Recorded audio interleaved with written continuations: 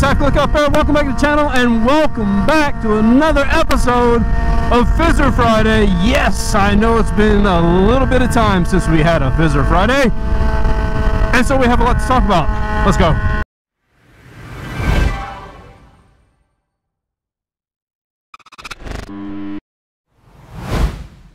Screw that stop sign, boys.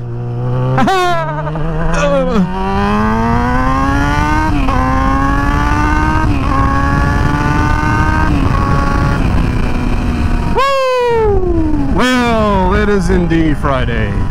And so it's been, what, 2 weeks? I think 2 weeks since we had a Fizzer Friday. And I've just had, you know, a lot going on, guys. Like, obviously, if you're a subscriber, and by the way, speaking of subscribers, by the time you guys actually watch this, we may be at 2,400 subs. So for this this new 2023 riding season, welcome to all of our new subs. Welcome to the Half Click Up Motovlogs channel. The new season is starting to ramp up. New riders are picking up their very first motorcycles. In many cases, FZ6Rs, right? So my channel has been ramping up in activity, which is normal for spring of every year. Typically it slows down tremendously along with revenue during the winter months. Whoa!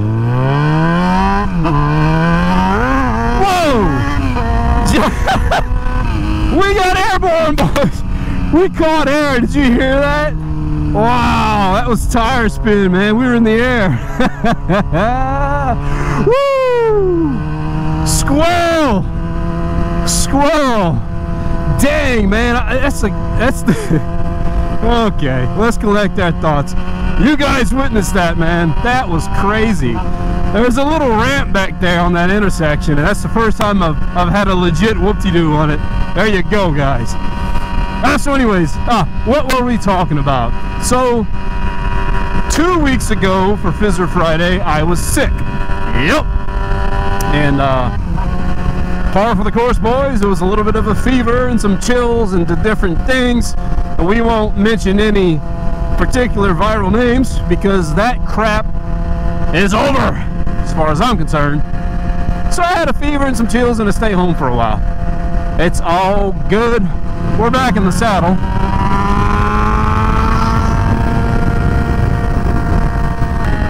Then last Friday, the weather was crap, I think, if I recall. I kind of lost track for a little while, man. I was a little foggy-headed after that sickness, so it took me a minute to kind of get back into gear. You guys have seen a couple of vlogs here and there since, but yeah, we're 100% now. At the end of one vlog, like last month, guys, I showed you the back of my wife's van. She got rear-ended at a stop sign, and we literally just today, over a month later, got the van back. It was a fiasco, man. You know, that company covered all the expenses, and that's fine, but you know, I still spent around $1,000 on rental car, put it on the credit card, and you know, I went and picked up a check from that company today. So I've deposited that, got to get that put back on that credit card, and then, you know, just life things, guys, just life stuff, aggravating stuff, really, like just god dog, man. Then work's been kind of sucking. Yeah, I won't go into details on that or how the feds are just jerks for the most part. I'm just gonna leave that alone, guys. I'm gonna save that for work and try and save it for no place else, I guess I'll just say.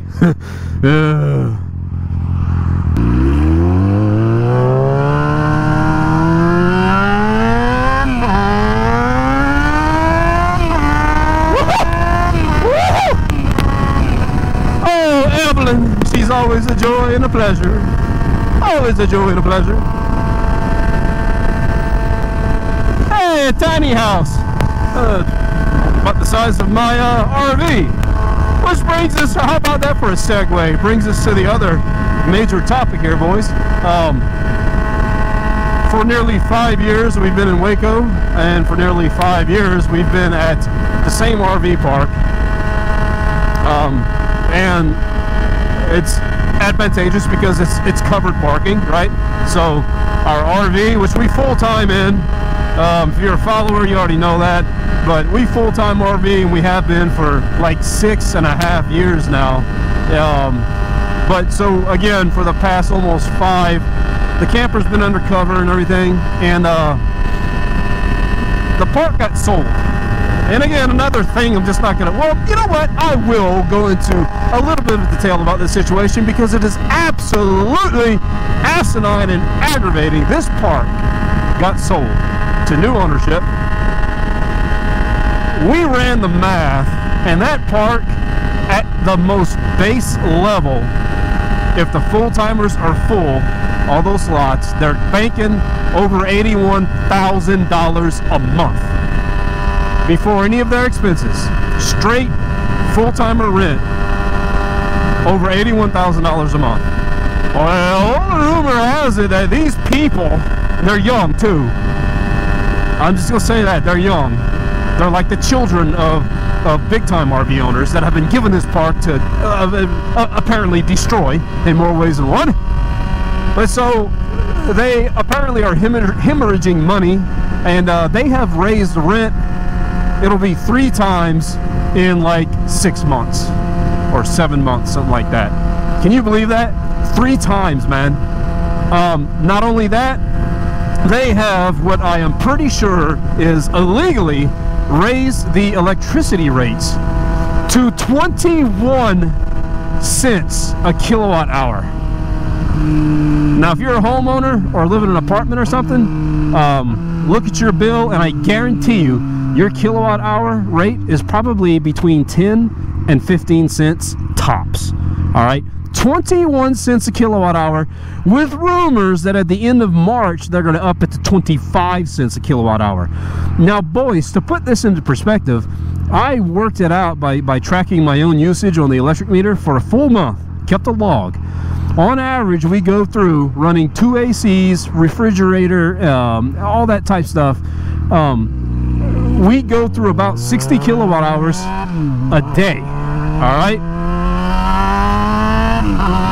Now you do the math on that, and it's right around, and in the peak of summertime, it's going to be like 12 to 15 bucks a day.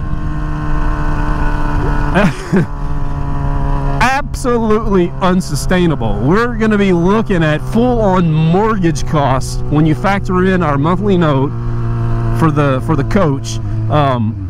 You know, in the dead of summer, if we don't do something, we're going to be paying $1,300 and $1,400 a month to live in an RV. Absolutely unacceptable on all accounts.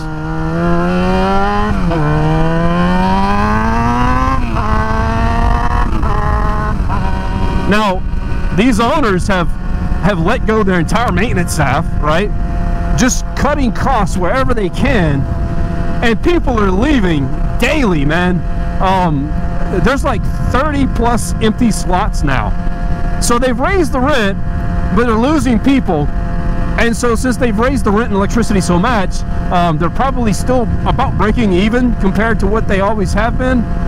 But that's going to change, because I know for a fact that people are continuing to leave. Now, the illegalities of this situation, and I realize I'm going on a tangent, but look, it's Fizzer Friday. This is our vlog, boys, so stick with me, bear with me. I read printed Texas state law that says you cannot price gouge in a private setting like this. You cannot price gouge electricity rates. You may charge extra for electricity rates, passing that on to your tenants. However, per law, at the end of every year, you must give rebates to those tenants for that difference in the published kilowatt hour and what you've been charging them. In other words, Texas state law, and I could be wrong, if you know better than me, post up in the comment section, please, because I want to know. But per Texas state law, you can make the ends meet if you own an RV park by charging excessively for electricity until the end of the year, in which case you must reimburse your permanent tenants the difference that you use to make ends meet. Pretty sure that's how that works. Does this park do that? No. This park has never done that. Once upon a time, I overheard one of the guys say that electricity is the primary source of income for the park. Not $81,000 in rent, but electricity. Ponder that. Ponder the math that has to be involved with that statement. Incredible. So, we have elected not to pay full-on mortgage pricing to live in an RV anymore. And we are moving like 10 minutes up the interstate to another park that is not covered. It's not as nice, admittedly, all right? This place we're in now is considered a resort just because of its amenities, which we don't use anyways. Right, our rig is huge. It has a washer and dryer inside it and all that. We don't need the things that that park has to offer. But neither here nor there. My point is that the place we're going to is not especially nice. The landscaping is pretty cool. We are going to be at the top of a ridge, kind of overlooking a little bit of an elevation change that goes down towards the interstate. As soon as the trees start blooming and coming back to life, it should be quite pretty. You know, I'll have plenty of opportunities to do some drone footage and different things for you guys. You know, just taking you along for the ride, man. Yeah, so we're going to be saving several $100s a month when you factor in the cost of electricity, because this park that we're going to is about $150+ cheaper on monthly rent, and they charge 15 cents per kilowatt hour. So we're going to be looking at like $200-something electricity bills at peak, right? At peak, versus over $400 in electricity to live in an RV. Yeah, so that's my rent, boys. That's my rent. That's where we're at. That's where I've been. Dealing with all of this stuff, man, it's so discouraging, guys. And then work has been sucking lately, as I mentioned. But here we go.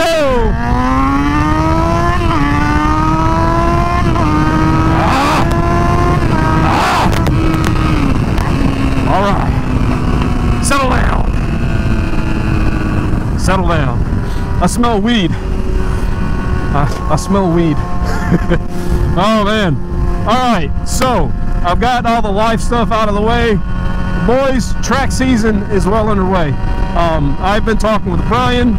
Brian has supplied me with a spreadsheet that he put together of the upcoming track season at all facilities, at all tracks. And I've got some decisions. I've got some decisions to make. But yeah, we're going to do at least 1 or 2 track days. Woo, the traffic though, and it's windy. Holy moly. But yeah, so I need to figure out what track days we're going to do. I will tell you guys just as soon as I find out. And that way, if any of you boys want to hop on your bikes, come ride the track with your boy. You'll know when I'm going to be there and which track I'm going to be at.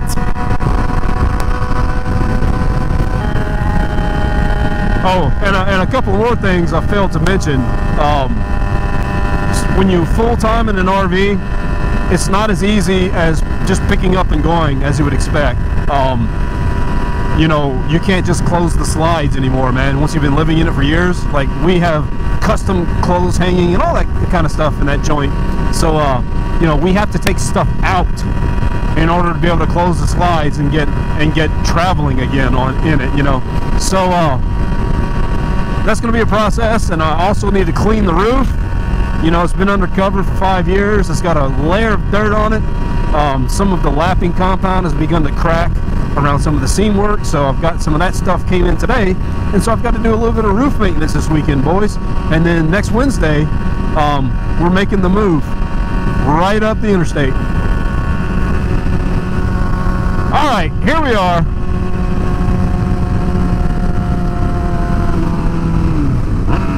Y'all know the spot. This is where we're going to end our video. Y'all know how we do.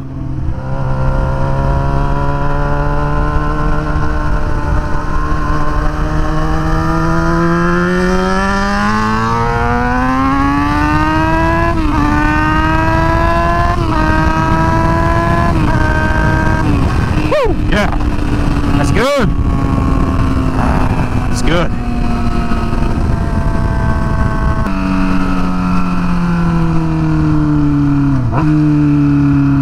Man, so another thing to consider, this view you guys are seeing right here, right now, this is probably the last time you're gonna see this view from Evelyn, because next week, there's my kid, one of them.